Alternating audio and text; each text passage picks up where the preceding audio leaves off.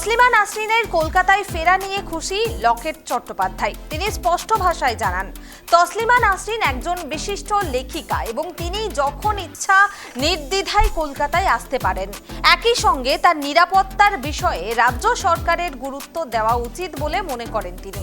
শুধু তাই নয়, এদিন দিল্লির বিখ্যাত যন্তর মন্তরের চলমান প্রতিবাদ ও সাম্প্রতিক রাজনৈতিক প্রেক্ষাপট নিয়েও অত্যন্ত খোলামেলা ও অকপট মন্তব্য করেন লকেট চট্টোপাধ্যায়। আমাদের সরকার তার মনের ভেতর ছিল যে পরিবর্তনের পর আমাদের প্রথম 3 মাসের মধ্যে আমাদের তসলিমাদিকে আমরা কলকাতায় ফিরিয়ে নিয়ে আসবো এবং সত্যি এটা আমাদের কাছে খুব গর্বের।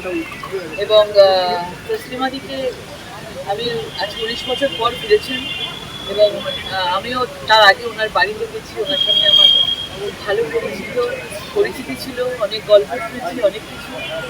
আজকে ভালো লাগছে যে পরিবর্তনের সরকার কিন্তু সত্যি পুরো পশ্চিমবঙ্গকে, পুরো বাংলাকে পরিবর্তন করছেন। এবং আজকে মাননীয় মুখ্যমন্ত্রী উনি বারবার একটা কথাই বলেছেন যে আপনি যতবার খুশি আসুন এবং আপনার সুরক্ষার দায়িত্ব কিন্তু আমার সরকারের এবং পুলিশমন্ত্রী মুখ্যমন্ত্রী নিজেই ওনার দায়িত্ব নিয়েছেন। এইভাবে একজন মহিলা এবং যেভাবে তসলিমাদিকে ঢাকায়, বাংলাদেশ এবং বেঙ্গল দুদিক থেকেই পুরো রাস্তা আটকে দেওয়া হয়েছিল, আজকে কিন্তু এই বাংলার এই দরজাটা আজকে আমাদের মুখ্যমন্ত্রী খুলে দিয়েছেন, আমাদের সরকার খুলে দিয়েছেন। এটা আমাদের কাছে একটা গর্বের দিন। তসলিমাদি আবার বেঙ্গলে ফিরেছেন এবং তাকে ওয়েলকাম জানাই। দিদি, পাকাপাকি ভাবে কি তসলিমা নাসরিন থাকবেন কলকাতায়? আজকে যে এসটিএফ প্রেস কনফারেন্স করলো, তারা পরিষ্কার জানাচ্ছেন যে মুখ্যমন্ত্রীর উপর অ্যাটাকের প্ল্যানিং হয়েছিল এবং তার থেকেও বড় কথা দিল্লির যন্তর মন্তরে এই যাওয়ার প্ল্যান করেছিল। যেই ককরোচের আন্দোলনে যোগ দিচ্ছে, এটা কিন্তু এর আগে যে 15 বছরের সরকার ছিল, যদি জঙ্গিদেরই সরকার ছিল, 3 মাসে তো রাতারাতি চেঞ্জ হয়ে যেতে পারে না। তাদের কোনা কোনা থেকে খুঁজে খুঁজে মাদ্রাসা থেকে শুরু করে বিভিন্ন ধরনের বোমা তৈরির কারখানা, বিভিন্ন ধরনের জায়গা থেকে দেখা যাচ্ছে খুঁজে খুঁজে বার করা হয়েছে। কি মুর্শিদাবাদ বলুন, কি পিংলা বলুন, কি মানে বিভিন্ন জায়গা থেকে এইসব জঙ্গিদেরকে খুঁজে খুঁজে বার করা হয়েছে। এবং আজকে আমরা জানি যে তারা তো মানে দেশ বিরোধী এবং একটা সুন্দর দেশকে, একটা সুন্দর বাংলার যেভাবে পরিবর্তন হয়েছে তাকে কীভাবে নষ্ট করা যায় তার ছক করছিল। এবং ধন্যবাদ জানাবো আমাদের এসটিএফকে যে তারা তৎপরতার সঙ্গে তাদেরকে গ্রেপ্তার করেছে। ককরোচের আন্দোলনে জৈশ-ই মোহাম্মদের লোক যাওয়ার প্ল্যানিং করছে।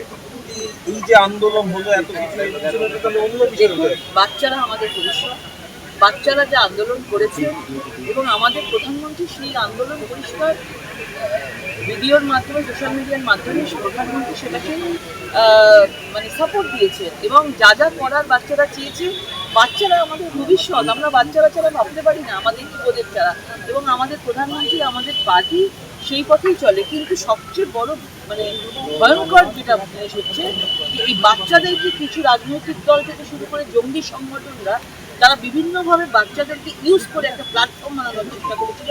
এবং সেটা যে আগামী দিনে আজকে যদি প্রধানমন্ত্রী সেই ডিসিশনটা যে সেই সময় নিয়েছিলেন এবং এটাই হচ্ছে দেশ চালাতে প্রধানমন্ত্রীকে আজকে মানে একটু দ্বিধাবোধ করেন এবং তারপরে যদি আরও বেশি হতো তাহলে আজকে কোথায় পৌঁছতো এই জঙ্গিরাই আজকে বাচ্চাদের সঙ্গে মিলেমিশে গিয়ে আজকে নাশকতার ছক করতো এবং এই বাচ্চাদের ওপর সেগুলো যেত।